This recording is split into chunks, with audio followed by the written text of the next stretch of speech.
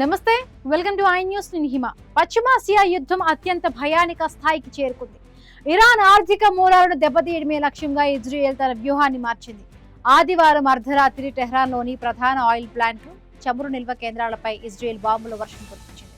ఈ దాడుల వల్ల టెహ్రాన్ ఆకాశం నల్లటి పొగతో నిండిపోయింది. అయితే ఇప్పుడు అంతకంటే భయంకరమైన ముప్పు ముంచుకొస్తోంది.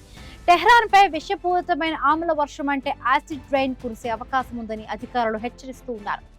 ఆ దాడులు, విజువల్స్, పర్యావరణ విధ్వంసంపై ఈ స్పెషల్ స్టోరీలో చూద్దాం. టెహ్రాన్ నగరం ఇప్పుడు అగ్నిగుండంలా మారింది. ఇజ్రాయెల్ క్షిపణులు టెహ్రాన్లోని ఆయిల్ ఇన్ఫ్రాస్ట్రక్చర్ను లక్ష్యంగా చేసుకుని విరుచుకుపడ్డాయి.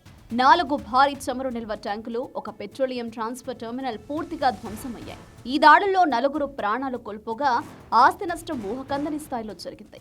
ప్రత్యక్ష సాక్షుల కథనం ప్రకారం పేలుళ్ల వల్ల వెలువడిన పొగ ఎంత దట్టంగా ఉందంటే అసలు సూర్యుడు ఉదయించాడా లేదా అనే అనుమానం కలిగేలా ఆకాశం నల్లగా మారిపోయింది. అయితే ఈ దాడుల వల్ల ప్రాణ నష్టం కంటే ఇప్పుడు పర్యావరణ ముప్పు ఎక్కువగా కనిపిస్తుంది.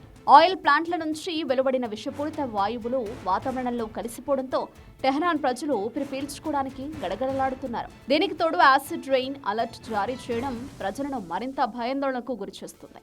ఇరాన్ క్షిపణులను ప్రయోగించడానికి అవసరమైన ఇంధనాన్ని సరఫరా చేస్తున్నందున తాము ఈ ఆయిల్ డిపోలను లక్ష్యంగా చేసుకున్నామని ఇజ్రాయెల్ సైన్యం ప్రకటించింది.